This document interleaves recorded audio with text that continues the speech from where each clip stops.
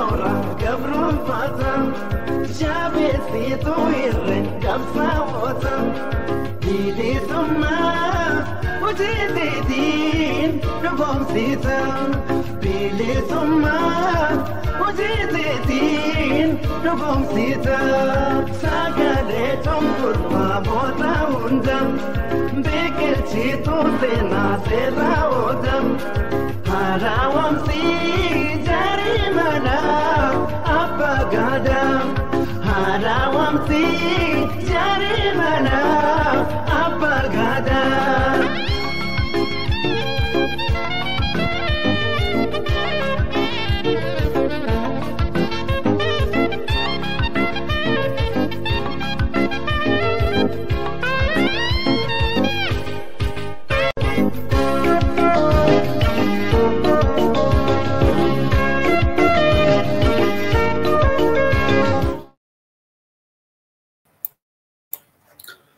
Harka fuun eshamaa akkam jirtu daawwattootaa fi dhaggeeffattoota keenya kabajamoo fi jaalatamoo Anfiraa'ol Jaalataati. Kun qophii addaa waggaa 35ffaa hundeeffama sagalee bilisummaa Oromoo sababeeffachuudhaan guyyuu sa'aatii kanatti kallattiidhaan isiniif dhiyeessinudha. Ammallee irra deebiidhaan baga hundeeffama sagalee bilisummaa Oromoo kan waggaa 35ffaatiin baga walumaan ittiin geenye isinillee baga ittiin siin gahee jenna. Sagantaa keenya har'aa fi isiniif qabadhee dhiyaadhe keessatti qophiilee adda addaa kurfeeffadheen jira. Kana keessaa tokko akkuma qophiilee tana duraatiin isiniif dhiyeessaa ture yaada dhaggeeffattoonni sagalee bilisummaa Oromoo nuuf laatanii fi ergaa yookaan dhaamsa isaan Sabaa'oo ilaalchisuudhaan kan Sabaa'oo kaleessaa haala har'aa fi egereef Sabaa'oon maal ta'uu qaba yookaan Sabaa'oo jabeessuudhaaf caalaatti miidiyaa irra jabaa taasisuudhaaf maaltu godhamuu qabaa fi dhimmoota kanneen biroo irratti dhaamsa isaan dabarfatan irratti kan qindeeffannee gama keessaniin geenyaa jechuudha. Akkuma yeroo kanaan dura isiniif dhiyeessaa turre waa'ee sagalee bilisummaa Oromoo irratti qophiilee sagaleen bilisummaa Oromoo waggoota dheeraadhaan dura yookaan waggoota 35 darban keessattuu waggoota 12 dura irraa jalqabee afaan Oromoo fi afaan Amaaraatiin qophiilee adda addaa dhimmoota adda addaa irratti aadaa, afaan, seenaa, siyaasaa fi kanneen kana fakkaatan irratti dabarsaa ture keessa garii sagantaa keenya har'aa keessatti irraa hamma ta'e tokko fudhannee kan isiniif dhiyeessinu ta'a jechuudha.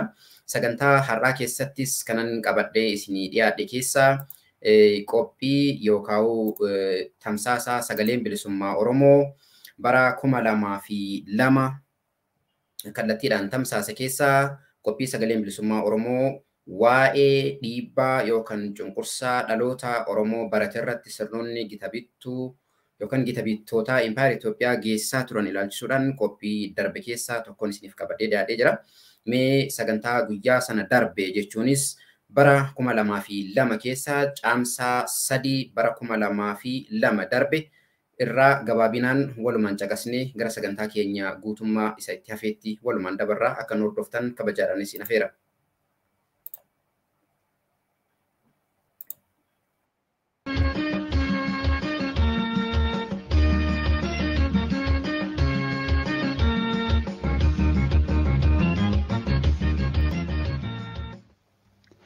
Murnoota hawaasaa keessaa qaami barmoota baraa argate aadaa, afaan, seenaa fi qaroomina uummata isaaf akka hojjetu beekamaadha. Murni Tigrootaas ta'e giti bittuu Habashaa duraanii garuu Oromoota seenaa uummata isaanii fi aadaa saba isaanii dagaagsuuf carraaqan arguu hin barbaadan. Oromoon akka Oromootti osoo hin taane ofii isaa dhiisee akka Habashaatti akka yaaduu fi of ilaaluu barbaadu.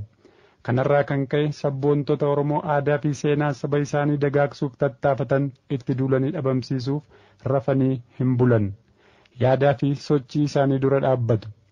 Yeroo darbe gumiin dagaagina aadaa fi afaan Oromoo Bishooftuu manneetii barumsaa sadarkaa lammaffaa Amboo, Waliisoo, Asallaa, Maqii, Adaamaa, Kuyyuu fi manneetii barumsaa Bishooftuu keessatti argamaniif waamicha godhee fi barattoonni 3,000 ol ta'an bakka bu'ummaan hoggaa argaman Tigirooti aangoo polotikaa Itoophiyaa of harkaa qaban ugguruun isaanii ni yaadatama. Barattoonni Oromoo affeeramanii lafa fagoo deemanii Bishooftuutti argaman walgahii akka hin godhanne dhorkaman. Maanguddoonni Oromoo sirna dagaagina aadaa Oromoo kanarratti argamuuf bakka sanatti argamanis ni salphifaman. Sirna kanarratti argamuuf maanguddoota Oromoo barsiisotaa fi barattooti Oromoo dhaqanii sagantichi wayyaaniin fashaluun kan isaan gaddisiise akkana jechuun quuqqaa garaa isaanii wal duraa duubaan dubbatu. Rakkoon waggaa dhibbaa ol nu qabatee har'as seerri kun seerri badaan nurraa bu'uu dadhabee kun bilisummaa dhabuudha ilmaan koo. Kun bilisummaa dhabuudha. Jaarsi keenya iddoodhaa waamame salphachuudha. Deerraan keenya salphachuudha. Dargaggoon keenya salphachuudha. Wanta hundumtuu badiin guddaa kuma deebinee dhumuudha. Tokko duwwaa miti, du'a tokko duwwaa miti har'a. Du'a kuma deddeebi'anii du'uu jechaadha. Akkaataa itti dhufne kaanuu fi waaqa nu beekutu beeka. Irra of beekaa, waaqni immoo nu caalaa nu beeka. Kanaafuu akkamitti akka dhufne nutu beeka. Har'a yogguu dhufne balbala cufametti dhufne. Maali kan jedhuuf kanaa uummata miti yookiin nama miti huccuu nuti uffannee utoo dhaga'uu baate waan tokko waan akkanatti nama jibbisiisu kana namni lafarra jiraatu kana dhaga'uu jechuun anaaf waan addaati. Riili akka nama tokkootti tokkoon dubbannu maaliif gama tokkoon salphina akkamiiti yoo jette namni eessattuu lafa tanarratti seeraa ol kan jiru hin jiru. Seera waa'ee baase seera namni tumate seera hayyoonnis jaarsoleenis tumatanii ol kan jiraatu hin jiru. Har'a garuu seera dhageenyu seera agarru kan waaqarraa illee ta'u kan namarraa illee ta'u hubannu waan isaa olii tokko argineeti barattoonni keenya urufa keessa akkuma ati agartu barataan tokkollee kan meeshaa baatee magaalaa tana balleessuu dhufe hin jiru kan waan biraa rukutuu dhufe namni tokko namni waa of keessa harkaa qabu hin jiru. Kara seenuu hubachuu hin danda'an. Waan nyaatan, waan dhugan, waan aadaa qaban warra qabatee dhufee fi waan aadaa ofii ibsuuf yaa'ee dhufe malee wanti biraa kan jiru dhibbatti argee dubbachuu hin danda'a, raaguus hin danda'a. Hundi keenya agarree jirra. Namoota imimmaan harcaasan maalitti akka bu'an hin beeku. Riili. Dachiin tuni akkam akka taate hundi keenya agarree jirra. Namoonni akkamii akka dhufan barattoonni akkamii akka dhufan. Haamilee tuquu miti lafee isaanii caccabsa. Lafee isaanii caccabsuu miti kan kana caalu ruhii isaaniitu dhabamsiisaa jira riili. Nuti waan dubbannu waan goonu dhabne. Haamilee miti waan biraati miti otoo ijoollee kun har'a lafeen isaanii bututee akka dhukkeetitti allaattii dhukkee allaattirra jiru yookiin daaraa allaattirra jiru akkamitti akka inni bittinnaa'u ni beekta miti. Otoo akkas ta'aniiru homaa itti fakkaatu kanarraa illee jalqabe. Wayyaanoti dirqama abbootiin isaanii itti dabarsan kan aadaa fi seenaa Oromoo awwaaluu bahachaa jiru. Mee waan barattooti Oromoo Bishooftuu walga'iif deemanii gochaa wayyaaniin raawwatteen akkaataan isaan itti ibsatan waliin haa dhaggeeffannu. Wanta dhaabannee fi nuti yeroo dhufnu sagantichi hin gaggeeffama jennee yaadaa dhufne. Yeroo as geenyu nuti rakkina isaa ifaan ifatti wanti beeknu hin jiru. Rakkinni tokko ni jira. Rakkinni dhoksaan nuti ifatti hin beekne tokko ni jira. Ani immoo akka nama tokkotti kan yaadu rakkinni kun gumii aadaa fi afaan Oromoo uummanni Oromoo aadaa isaa fi afaan isaa seenaa isaa akka hin dagaagfanne akka bakka adda addaatii dhufee Oromoo waliin barre dhiibbaa guddaa uummata Oromoo irra jiru irraan kan ka'edha. Wanti kun kan amma ala nu dhaabaa jiru keessaa jedheetaniin fudhadha. Egaati akka nama tokkootti akka barataa Oromoo tokkootti ani kan hin taajjabu kan waamaman keessummoonni waaman kan akka keenyaa kan fagoorraa dhufan jiru tarii immoo kan mana barumsa kanaa kan miidhamanii waan akkasii irratti hojjetan jiru. Kun yennaa waamaman heeyyamaan xalayaa mana barumsatiin chaappaan mana barumsaa heeraan kan irra jirudha. Akka seera mootummaattis tuqama kan hin qabnedha. Akka taajjabnutti lammiin kamiyyuu afaan ofii dagaagsuuf seenaa ofii aadaa ofii dagaagsuuf mirga qaba. Mirga kana yoo dhabu immoo mirga seeraan ala utuu hin bahin mirga isaa dhabuu isaatiin akka nama tokkootti gadda guddaatu natti dhaga'ama. Ana qofaas miti fuula bartoota as dhaabbatan kanarraa akkasumas namoota keessummoota garaagaraa kan as dhaabbatan kanarraa kan dubbisu gaddaadha. Kana jechuun afaan hin guddatin hin dagaagin seenaa waliin barsiisin jechuudha. Kana waan ta'eefuu akka barataa tokkootti gadda guddaatu natti dhaga'aman. Gabrummaa jalatti jijjiirama haqaa ni argama jedhanii yaaduun gowwummaadha. Aadaa, seenaa, dinagdee fi biyya ofii dagaagfachuun kan danda'amu biyya ofii irratti bilisummaa yoo qabaatan qofa.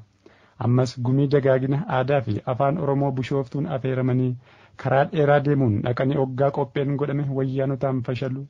Aarii fi boo'ichaan shamarran Oromoo lama akkas jechuun ibsu. waan tokko hin beeknu kan dura qopheessadhanii chaappaadhaan waamicha hundumaa kan nu waaman isaanuma ture. Amma garuu keessumaa erga dhufanii qophiin keessan waliin qophaa'uu hin jedhan.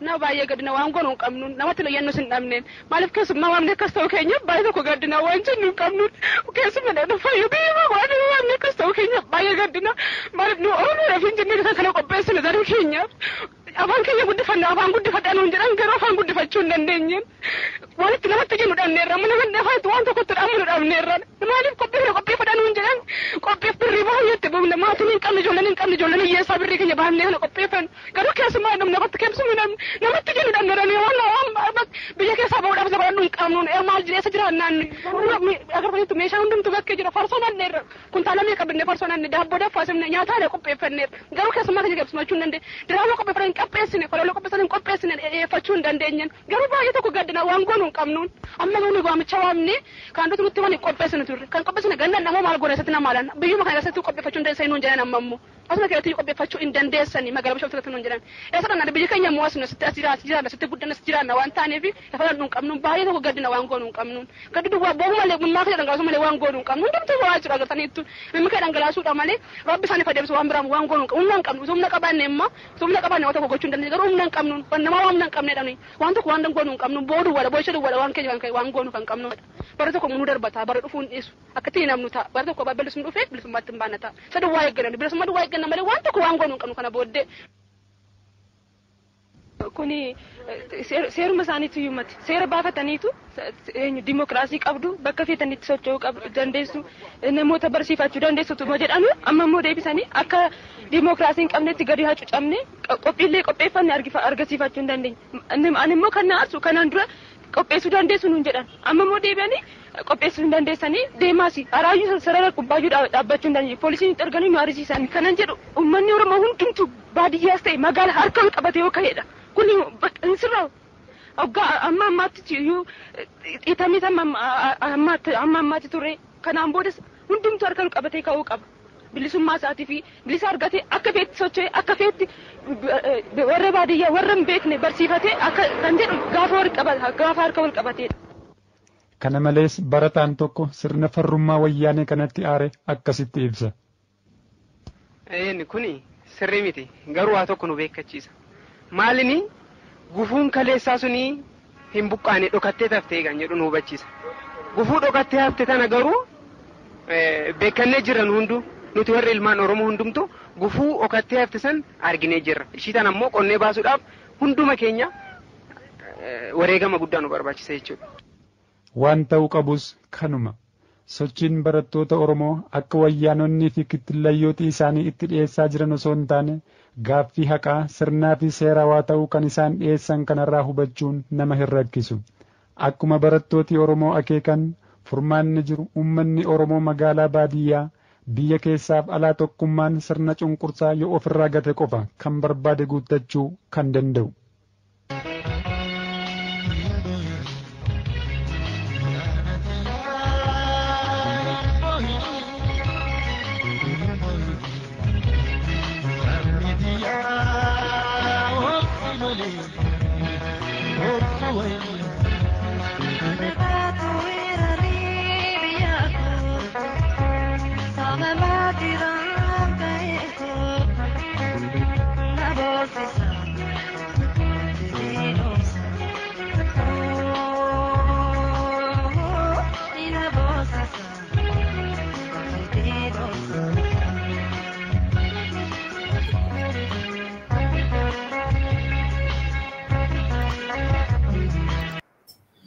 Egaa daawwattoota keenya kabajamoof jaalatamoo akkuma hordofaa turtan sagaleen bilisummaa Oromoo waggoota dheeraarraa jalqabee dhiibbaa fi hacuuccaa sirnoonni gita bittoo Impaayera Itoophiyaa ilmaan Oromoo irratti geessisaa jiran biyya abbaa keenyaa irratti mirga sarbamnee jiraachuun fi agaa qaanfachuu hanga gaan hangam uummanni keenya hanga hadheeffatee dhiibbaa jiruu fi rakkoo jiru himatu kan nu yaadachiisudha. Waggoota 20 ol duradha. Haalli baroota sana keessa darbee hadhaa kanaa fi roorroon yookaan haalli ulfaataan baroota kana keessa dabarree sadarkaa har'a immoo dhiibbaan yookaan immoo cunqursaan sadarkaa sanii uummanni keenya caalaatti falmatee milkeelee har'aan tana arganne injifannoo har'aan tana arganne sadarkaa qabsoon keenya har'aarra jiruun akka ga'u keessatti qooda guddaa qaba jenna. Kana malees akkuma hundi kan keenya beennu sagaleen bilisummaa Oromoo sagantaa afaan Oromootiin tamsaasuun ala akkasuma sagantaa afaan Amaaraatiin illee akkuma sagantaan afaan Oromoo xumurameen kan akka tamsaasu beekamaadha. Sagaleen bilisummaa Oromoo uummata Oromoo akkasuma dhaggeeffatoota afaan Amaaraatiin yookaan oodiyensii afaan Amaaraatiin waa'ee Oromoo fi Oromiyaa fi qabsoo bilisummaa Oromoo akkasuma dhiibbaa fi cunqursaa sirnoota gita bittuu Impaayera Itoophiyaa fi mirgaa fi eenyummaa akkuma uummata Oromoo saboota cunqurfamoo Impaayera Itoophiyaa keessatti cunqurfamanii jiraniitiifis dubbachuudhaan kan waggoota falmachuudhaan yookaan haqa isaaniitiif dhaabbachuudhaan waggoota 35 darban kana ka dabarse mee yaadannoodhaaf waggoota 35 darban kana keessa yeroon sagaleen bilisummaa Oromoo tamsaasa isaa keessatti qophiilee waa'ee afaan Amaaraatiin dabarsaa ture keessaa garii yookaan immoo hamma ta'e tokko yaadannoodhumaaf daqiiqaa muraasaa waliin caqasneet gara yaada dhaggeeffatootaatti dabarra. Naaf kolchaa jechaan gara sagantaa akka dhaggeeffatoonni keenya caalaatti hubachuu danda'aniif afaan Amaaraatiin waa xiqqoo tokko jedhaa jechaadha. Naaf kolchaan isiniin jedha. ክቡራትና ክቡራን አድማጮቻችንና ተመልካቾቻችን ይህ የኦሮሞ ነጻነት ድምጽ 35ኛ ዓመት የምስረታ በዓልን በተመለከተ የተዘጋጀ ልዩ ፕሮግራም ነው። የኦሮሞ ነጻነት ድምጽ ላለፉት 35 ዓመታት ማለትም ሰኔ 15 ቀን 1988 ዓመተ ምህረት ከተመሰረተበት ዕለት አንስቶ ላለፉት 35 ዓመታት እነሆ ስለ ኦሮሞ ህዝብ ስለ ኦሮሚያ እንዲሁም በኢትዮጵያ ኢምፓየር ውስጥ ስለሚገኙ ሌሎችም ተጨቋኝ ብሔረሰቦች መብትና ማንነት ባህል ታሪክና ስለ ማንነታቸው ሲታገል ወይንም ደግሞ እውነታቸውን ሲነግር ስለ ትግላቸው ሲያወሳና የተለያዩ ዜናዎችንና እወጃዎችን እንዲሁም ፕሮግራሞችን ሲያቀርብ ዛሬን ደርሷል። ዛሬም እንዲሁ የተለያዩ ፕሮግራሞችን በማቅረብ ላይ ይገኛል። በዚህ ልዩ ፕሮግራማችን የኦሮሞ ነጻነት ድምጽ ላለፉት 35 ዓመታት በምን ሁኔታ ውስጥ አለፈ ወይንም ደግሞ የተለያዩ ውጣ ውረዶችን አልፎ ዛሬ ደርሷል። ዛሬ ላለበት ደረጃ ወይንም እንደ ኦሮሞ ነጻነት ድምጽም ይሁን እንደ አሁን በሀገራችን ላሉት የሚዲያ ተቋማትም አሁን እንደ ሚዲያ ባለበት ደረጃ ላለው የኦሮሞ ነጻነት ድምጽ ድርሻ ወይንም አበርክቶ ምን ነበር የሚሉትና የተለያዩ ጉዳዮችን አንስተን ከአድማጭ ተመልካቾቻችን ጋር በመወያየትና ሐሳባቸውንም ለእናንተ በማቅረብ ላይ እንገኛለን። እናንተም በኦሮሞ ነጻነት ድምጽ አድራሻ በኩል ያላችሁን ሐሳብና አስተያየት ማቅረብ ትችላላችሁ። በዛሬው ልዩ ዝግጅታችን በድጋሚ እንኳን ለ35ኛ ዓመት የኦሮሞ ነጻነት ድምጽ የምስረታ በዓል አደረሳችሁ እያልን ለትውስታ ያህል የኦሮሞ ነጻነት ድምጽ ላለፉት ወደ 2 አስርተ ዓመታት ገደማ ለሚጠጋ ጊዜ ሲያቀርብ ከነበራቸው በርካታ የአማርኛ ፕሮግራሞች መካከል ጥቂቱን ለትውስታ ለእናንተ እናቀርባለን። እንድትከታተሉን በአክብሮት እንጠይቃችኋለን።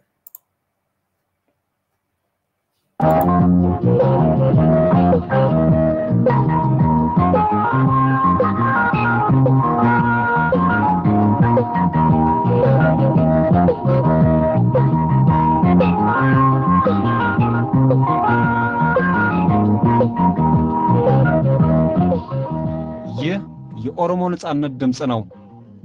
የኦሮሞ ነጻነት ድምጽ በ31 ሜትር ባንድ አጭር ሞገድ በ9820 ኪሎ ሄርዝ በሳምንት ለ4 ቀናት ማክሰኞ፣ ረቡዕ፣ አርብና እሁድ ከምሽቱ 2 ሰዓት ተኩል እስከ 3 ሰዓት የሚያስተላልፈውን የአማርኛ ፕሮግራም አሁን ይጀምራል።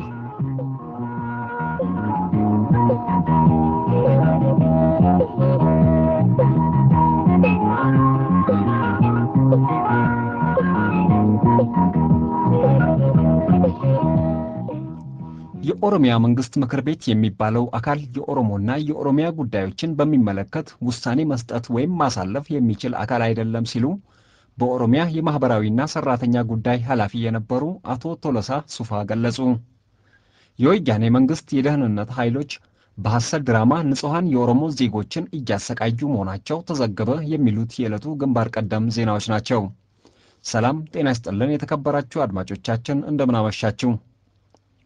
የዕለቱ ስርጭታችን እንደተለመደው በዜና ይጀምራል። ዜናው ተነቦ እንዳበቃ በአፍሪካ አገሮች የፖለቲካ ችግሮችን በሰላማዊ መንገድ ለመፍታት የተጀመረው እንቅስቃሴና የወያኔ መንግስት ጭንቀትን በተመለከተ የተዘጋጀ ጽሑፍ ይቀርባል።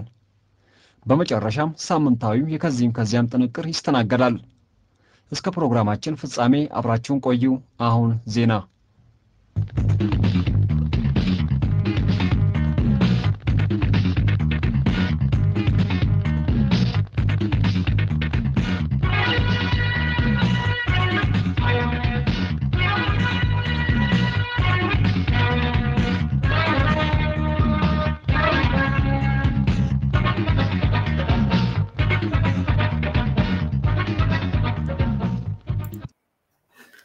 ክቡራትና ክቡራን አድማጮቻችንና ተመልካቾቻችን ለትውስታ ያህል ነው እንግዲህ የኦሮሞ ነጻነት ድምጽ ላለፉት 35 ዓመታት ካቀረባቸው ፕሮግራሞች መካከል ለትውስታ ያህል የተወሰነውን ወይም ጥቂት ደቂቃ ያህል ቀንጨብ አድርገን ለማቅረብ የሞከርነው የኦሮሞ ነጻነት ስለ አፍሪካ ስለ ኦሮሞ ህዝብ ብቻ ሳይሆን እንዲሁም ስለ ኢትዮጵያ ኢምፓየር ውስጥ ስላለ ሁኔታ ስለ አፍሪካ ቀንድና በተለያዩ ጉዳዮች ላይ የዝግጅቶችን በማቅረብ ላለፉት 35 ዓመታት የሚዲያ ጉዞውን ዛሬ ካለበት ደረጃ አድርሷል።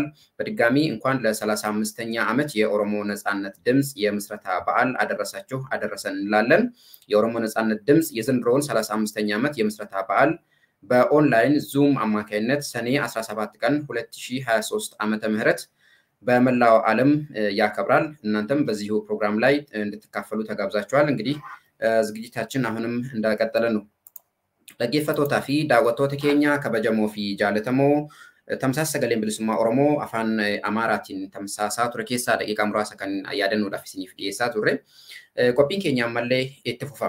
Kanattaan sudhaan tamsaasa sagaleen bilisummaa Oromoo yookaan imala sagaleen bilisummaa Oromoo waggoota 35 darban keessa qaxxaamuree as gahee ilaalchisuudhaan yaada dhaggeeffatoonni keenya waahillan sagalee bilisummaa Oromootiif laatan keessaa muraasa akka taanutti isiniif dhiyeessina. akan hordoftan kabajaadhanan isin afeera.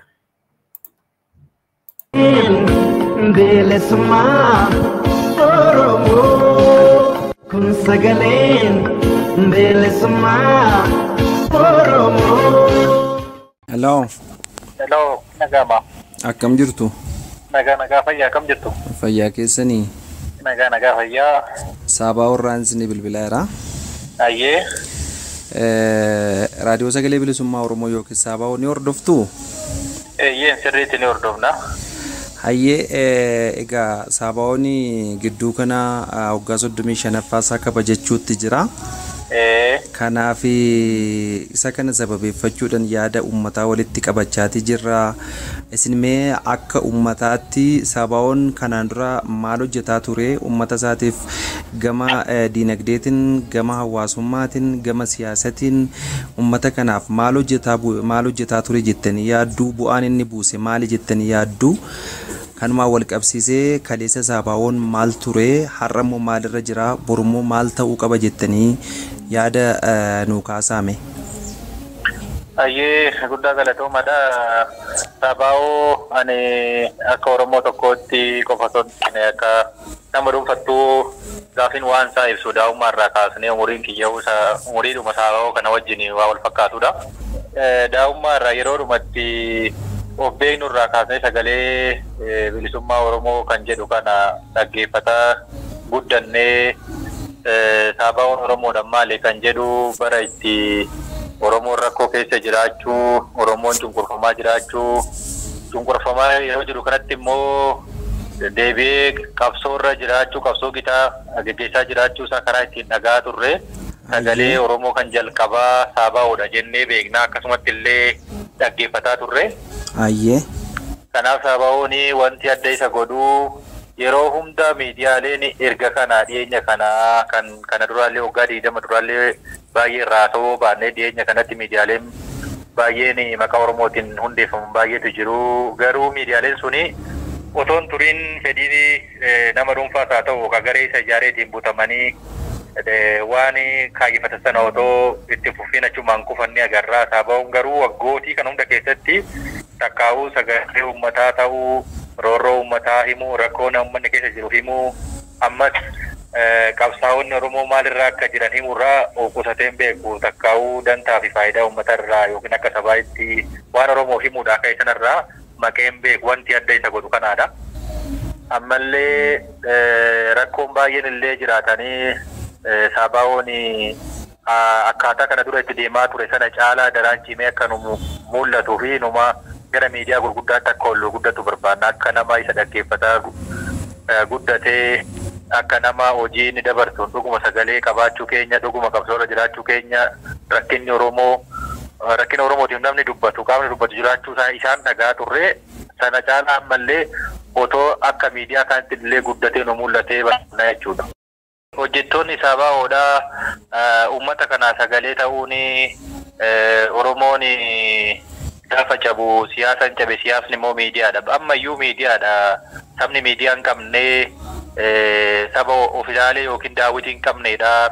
Amma barbaade rakkoo keessa hoo jiraate rakkinni isaa bakka itti dhaga'amu hin jiru. Amma barbaade cimina soo qabaate ciminni isaa bakka itti himamu hin jiru. Miidiyaan uummataa fi ofilaaleedha. Sabaa'oon immoo ofilaalee waan uummata Oromoo keessa kan jalqabaati waan ta'eef ogeessonni miidiyaa sanarra jiran warri muuxannoo itti qaban jiru waan dabarsan ni beeku.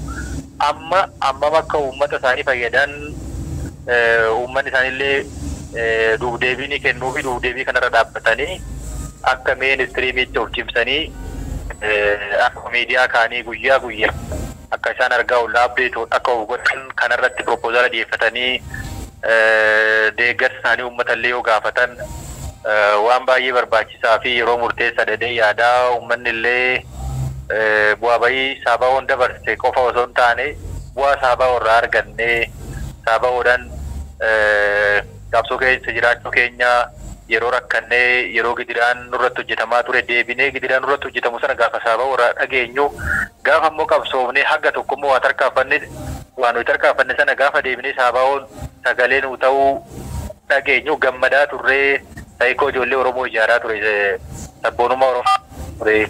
Kanaaf uummanni illee bu'aa isaa kana laalee diinagdeedhaanis ta'uu waanuma miidiyaan tokko gaafa ijaaramu barbaachisu hundaanuu uummanni miidiyaa isaa kana jabeeffatee of fuulduratti baasuu qabaa dorgomaa taasisuu qabaan jedha. Hayyee dhaggeeffataa keenya yaada nuu kenniteef guddaa galatoomii gara fuulduraattis akka nu hordoftan akka nu caqastanii fi hanqinaa fi cimina keenya akka nutti himtan abdii sinirraa qabnaa odeessawwan garaagaraa kan hawaasa keessa jiru akka nu ergitanii nuti immoo itti deebisnee uummata bal'aa biraan akka geenyu asumaan waadaa isinii gallaa ulfaadhu galatoo. Hayyee guddaa galatoomaa sis jabaadhaa kana caalaa.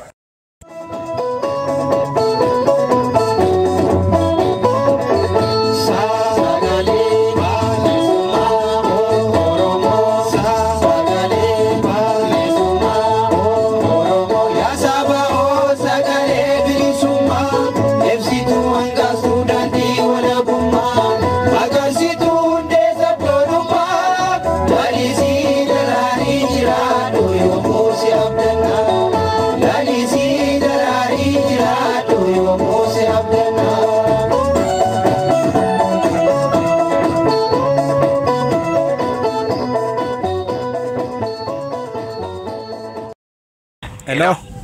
Akkam jirtu? Nagaadhayi. Nagaa keessanii? Ayyaana nagaa. Sabaa'oo irraan isinii bilbilaara? Ayyee. Waggaa 35ffaa Sabaa'oon gidduu kana kabajachuutti jira. Sanarratti Sabaa'oon maal akka ture, kaleessa maal akka ture, har'a maalirraa akka jiruu fi borullee maal godhuu akka qabu keessumattuu siyaasa Oromooti irratti diinagdee Oromootii fi walumaa galatti dhimma Oromooti irratti maal hojjeta akka ture, har'a maal hojjeta akka jiruu fi borullee maal gochuu akka qabu akka yaada nuu kennitaniif jedheen isinii bilbila. Ayyee guddaa ulfaadhayi Sabaa'oo yookiin sagalee bilisummaa Oromoo jechuun dhugumaa uummata Oromootii fi Mishaa'ila. Oromoon silaayyuu akka itti ture akka salphaa miti akka impaarri tuni uummata Oromoo fi Oromiyaa goote akka guddoodha. Kana keessatti uummanni Oromoo meeshaa guddaa inni dhukaasaa ture akka Mishaa'ilaatti Saabaa'oodha. Ayyee. Saabaa'oo jechuun Mishaa'ila Oromoon ittiin hirriba dammaqee xiqqaa guddaan dargaggeessaa fi dargaggeettiin jaarsaaf jaartiin ittiin dammaqanii rakkoon uummata Oromoo maal akka ta'e ittiin ibsanii Oromoon maal akka ture Oromiyaan maal akka ta'e ittiin baranidha. Ammoo dhugumaan miidiyaa uummata Oromoo biraa kabaja guddaa qabudha waan ta'eef galata addaa qabaa dhugumaan gahee guddaa taphatee warraaqsa bilisummaa Oromoo keessatti gahee qeerroo bilisummaa Oromoo dammaqsuudhaan sochii adda addaa godhaa turan keessatti dhukaasa waraanni bilisummaa Oromoo halagaatti dhukaasee Oromiyaa qabachiise keessatti dhugumaan gahee ajaa'ibsiisaa miidiyaa qabudha Saabaa'oon. Saabaa'oon silaayyuu akkuma wajjin beeknu impaara tana keessatti uummanni Oromoo gabrummaa hamaa cunqursaa hamaa keessa ture agas afaan Oromoo afaanii simbiraa afaan reediyoo cabsu jedhanii to'i warri impaara tana bulchan ittiin gaccabsuudha jedhanii afaan kana dhiibbaa guddaa irratti gochaa turanidha. Saabaa'oon isa kanallee bifa gaariitiin uummata Oromoo akka gaariitti afaan Oromoo afaan guddaa afaan saba jabaa ta'uu fi uummanni Oromoo kun yoo warraaqe yoo jabaate Oromiyaan biyya kanan dura biyya turuusii kan barsiisaa turedha. Sochiiwwan qeerroo bilisummaa Oromoo gaggeessaa ture sochiiwwan waraanni bilisummaa Oromoo gaggeessaa turan Oromoof akka gaariitti ibsaa turedha waan ta'eef uummata Oromoo biraa galata guddaa qaba beek akka har'a miidiyaan Oromoo baay'ate kanaa miti. Warraaqsa guddaa hojjetee akka uummanni Oromoo kunillee miidiyaa jabaa qabaachuu qaban miidiyaa uummata kana gitu qabaachuu qaban miidiyaa uummata Oromootiif dhaamsa guddaa gochaa turedha waan ta'eef fuulduratti uummanni Oromootis ta'e jajjaboonni qeerroo bilisummaa Oromoo fi hoogganaa bilisummaa Oromoo keessa jiran xiyyeeffannoo itti kennanii miidiyaan kun miidiyaa seena qabeessa waan ta'eef akka fuulduratti guddatu akka bal'inaan kutaalee Oromiyaa hunda bira gahu akka uummanni Oromoo sirriitti dhaggeeffatan isa kalee caalaa isa jajjabeessan irratti hojjetamuu qaba. Uummanni Oromootinis bifa dinagdeetiin bira dhaabbachuu qaba. Miidiyaa guddaadha.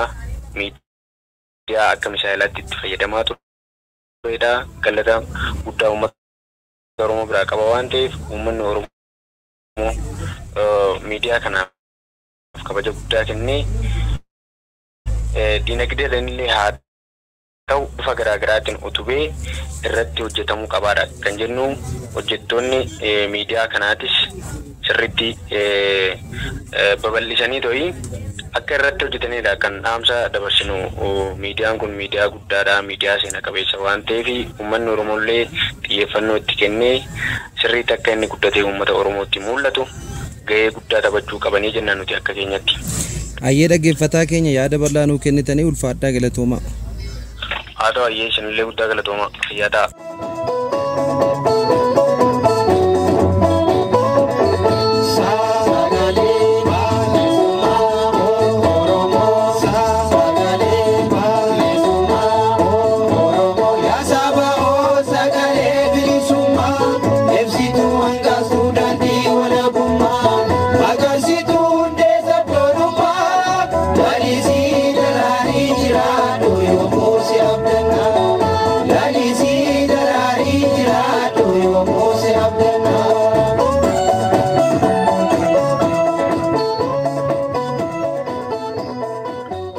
Egaa daawwattootaa fi kabajamtoota dhaggeeffatoota keenya sagantaa keenya har'aa keessatti qophiilee adda addaa walitti qindeessuudhaan guyyaa hundeeffama sagalee bilisummaa Oromoo waggaa 35ffaa sababeeffachuudhaan kan har'aaf isiniif qopheessine kanumaan raawwatee jira. Sagantaa itti aanuun walitti deebinaa ammas irra deebuudhaan baga jala bultii guyyaa hundeeffama sagalee bilisummaa Oromoo kan waggaa 35ffaatiin ittiin isin gahen jedha. Akkasuma immoo waggaan 50ffaan hundeeffama dhaaba kallacha qabsoo bilisummaa Oromoo ta'e kan adda bilisummaa Oromootillee akkasuma qophiitti jirama. Kanaafis hundi kan keenya baga jala bultii waggaa 50ffaa yookaan Golden Jubilee jedhan waggaa 50ffaa hundeeffama adda bilisummaa Oromoo walumaan ittiin nu gahe jenna. Sanirratti sagantaa qabnu garma boodaatti itti deebina. Har'aaf kanan qopheeffadhe kanan xumuree jira. Hordofuu keessaniif hedduu galatooma. Galanni keessan bilisummaa uummata keenya haa ta'uun isiniin jedha. Addatti dhaggeeffatoonni kanneen baroota kana keessa nu hordofaa turtan sagalee bilisummaa Oromoo kallattii adda addaatiin isaa odeeffannoodhaan diinagdeedhaan bifa adda addaatiin gargaaraa turtan jaallan keessatti qooda fudhattanii fi dhaggeeffatoonni keenya jala bu'uudhaan sagalee bilisummaa Oromoo hordofaa turtan hundi kan keessanuu hedduu galatooma. Baga guyyaan kun guyyaa keessanii guyyaa keenya guyyaa hunda kan keenyati baga walumaanuu ittiin nu gahe jechuun barbaada. Sagantaa kana kanumaan gudunfaa horaa bula an Firaa'ol Jaalataati. Sagalee tonkurfaa booda hunda biqilchituu seenaa seerraa oola. Haaraawamsi jarii mana abbaa gadaa. Haaraawamsi